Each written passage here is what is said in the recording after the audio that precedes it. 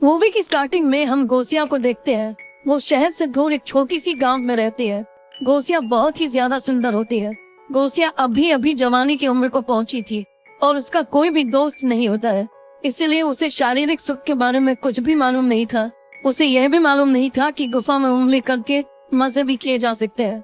इसके बाद हम गोसिया की माँ को देखते हैं। फैमिली में बस ये दोनों ही होते हैं। अगली सुबह उठकर गोसिया तबेले में जाती है। इसके बाद वह उन गायों को चराने जंगल की ओर ले जाती है। जंगल में गायों को चरने के लिए छोड़कर गोसिया वहीं बैठकर कुत्ते के साथ टाइम पास करने लगती है। इसके बाद वह अपने सारे कपड़े उतार कर पास की ही एक झील में नहाने लगती है। लेकिन अचानक उसे यह एहसास होता है जैसे कोई छुपकर उसे देख रहा हो। इधर उधर देखने पे जब उसे कोई भी नहीं मिलता तो वो सोचती है शायद यह उसका वहम होगा।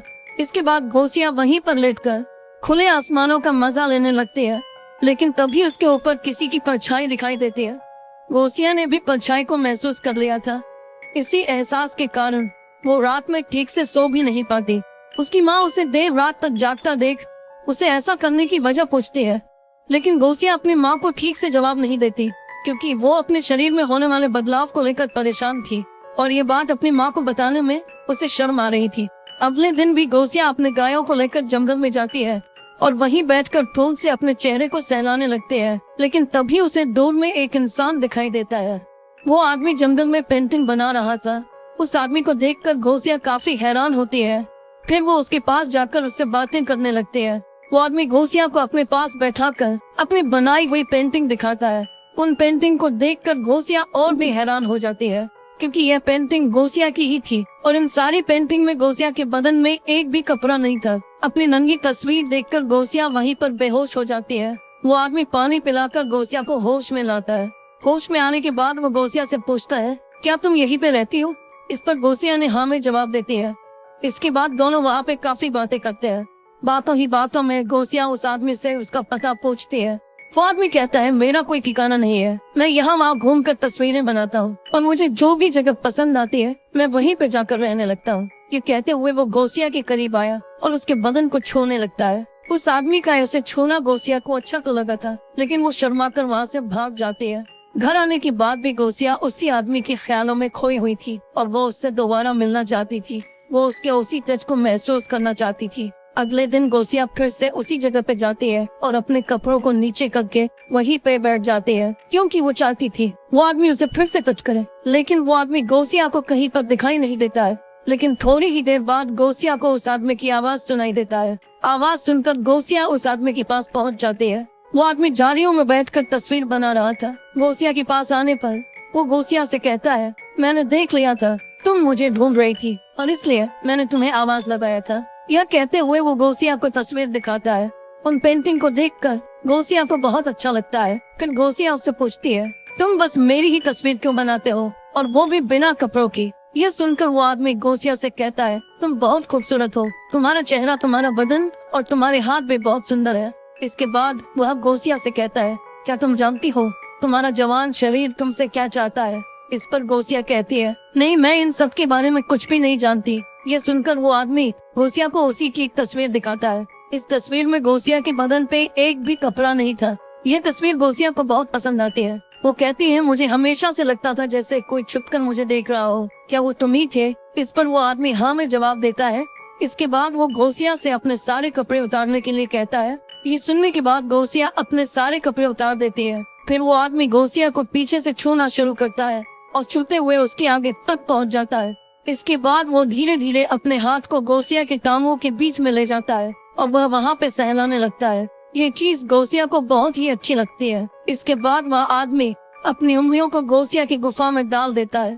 क्योंकि यह सब कुछ गोसिया के लिए पहली बार था, इसलिए वह अपने आप को कंट्रोल नहीं कर पाती है और देखते ही देखते दोनों वहीं पर शुरू हो जाते हैं। इस आदमी से मिलकर गोसिया बहुत खुश थी। उसकी जिंदगी मानो बदल सी गई थी। उसकी रात में होने वाली बेचैनी भी अब खत्म हो गई थी। अब तो वो अपनी गुफा में उंगली डालना भी सीख गई थी और इसी कारण उसकी गर्म आवाजें सुनकर उसकी माँ को उस पे शक होने लगता है। अब गोसिया को उस आदमी से प्यार होने लगा था और दोनों अब दिन में कई बार एक दूसरे के करीब आते हैं और एक दूसरे के शरीर की प्यास को शांत करती। सोते जागते गोसिया बस उसी के ख्यालों में डूबी रहती। प्यार करने के साथ साथ वो गोसिया को दुनिया के तौर तरीके भी सिखाने लगता है जैसे दूसरों के साथ कैसे बातें करना चाहिए, कैसे बैठकर खाना चाहिए और भी बहुत कुछ। वो आदमी गोसिया के लिए नए नए कपड़े भी लेकर आता है और वो कपड़े गोसिया को बहुत पसंद आता है।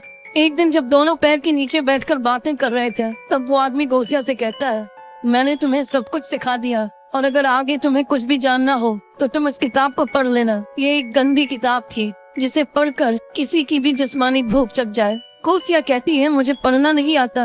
वो आदमी कहता है, इसमें तस्वीरों के जरिए सारी बातें बताई गई है, तुम इसे देखते ही अपने आप सारी चीजें समझ जाओगी। बातें करने के बाद दोनों प्यार करने लगते हैं, लेकिन दूर से कुछ बच्चे उन्हें देख लेते हैं। बच्चों को देखकर गोसिया घबरा जाती है, लेकिन वो आदमी गोसिया को उन पर ध्यान न देने के लिए कहता है। इसके बाद गोसिया वो किताब लेकर घर आ जाती है और घर आकर उसमें बनी तस्वीरों को देखने लगती है। इसी बीच उसे अपनी माँ की आवाज सुनाई देती है और वो किताब को छुपा लेती है, लेकिन गोसिया की माँ यह समझ जाती है वो उनसे कुछ छुपा रही है। माँ के पूछने पर गोसिया कहती है, ये किताब मुझे जंगल में पड़ी हुई मिली थी। इस पर उसकी माँ उसे डांटते हुए कहती है, झूठ मत बोलो, मुझे पता है तुम वहाँ रोज किसी आदमी से मिलती हो। गोसिया अपनी माँ की बातों का इनकार कर देती है, लेकिन उसकी माँ उसे डांटते हुए कहती है, अगर तुम पेट से हो गई तो मैं तुम्हें नहीं छोड़ूंगी। मैं तुम्हें ये सब करने के लिए जंगल में नहीं भेजती हूँ। ये सुनकर गोसिया को बहुत गुस्सा आता है, लेकिन वो अपनी माँ से बहस करना नहीं चाहते है। इसके बाद उसकी माँ उससे कहती है, ये संडे हम चर्च में जाएंगे और वहाँ तुम फादर के सामने सारी बातें कॉन्फ्रेंस कर लेना। फिर संडे को दोनों चर्च में पहुँच जाते हैं। यहाँ पे गोसिया फादर को सारी बातें बता देती है। वो कहती है, मैं जानती हूँ मुझे वो सब नहीं करना चाहिए था, लेकिन फिर भी मैं अपने आप को नहीं रोक पाई। मैंने कई बार उसके साथ अपने जिस्म की प्यास मिटाई। गोसिया की बातें सुनकर फादर उसकी माँ से कहता है, अभी गोसिया बच्ची है, वो नई नई जवान हुई है। इस उम्र में लोग अक्सर ऐसी गलतियाँ कर लेते हैं, लेकिन तुम एक बार गोसिया को लेकर डॉक्टर के पास जाओ।